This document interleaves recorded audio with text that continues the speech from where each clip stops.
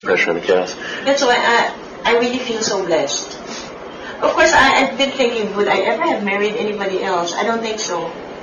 And not that nobody ever looked at me, because I'm vain enough to think that there were others, but none of them ever measured to my husband's qualities, and I feel blessed that we found each other. Although it was inevitable that we would meet each other because we both come from the same province, we both come from political families, and so it would have been almost impossible for us not to meet.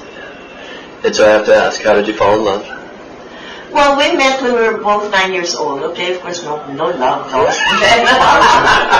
Then I was in the United States from age 13 to 20. We met again when I was about 16 or 17.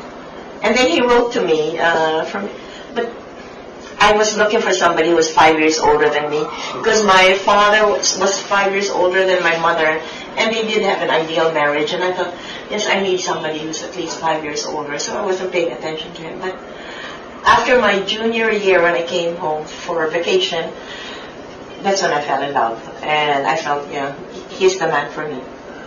But before that, I'm still hoping, as I said, looking for a man 5 years older than me. But I never met that man.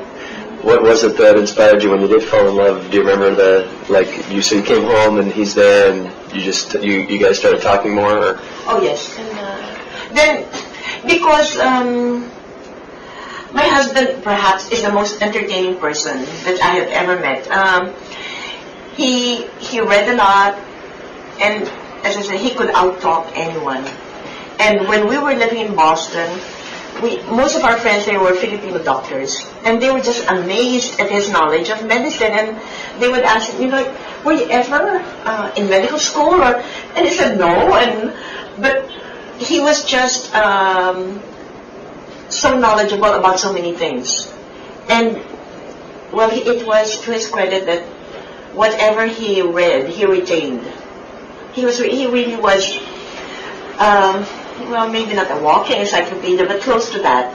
And so I was lazy in doing research, and I knew that so long as Ninoy was there, I'd be able to ask him anything and everything. And when we were living in Boston, he was telling me, Cory, why do you keep on reading those bestsellers? I said, look, this is my only time finally that I can relax, and I like to leave the world of politics and all these other difficult things and all, and just let me be.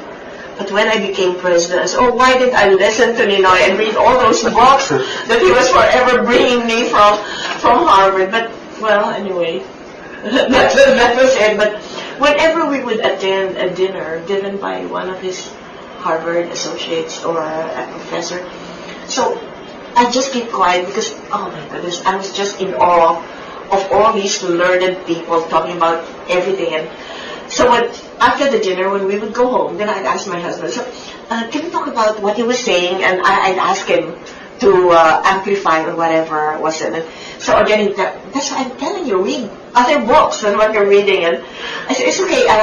Anyway, I'm sure they appreciate that some of us are just listeners because all of you want to talk at the same time. And well, it was good for me to be in that kind of environment also. And certainly, I knew that, I knew so little compared to all of these people.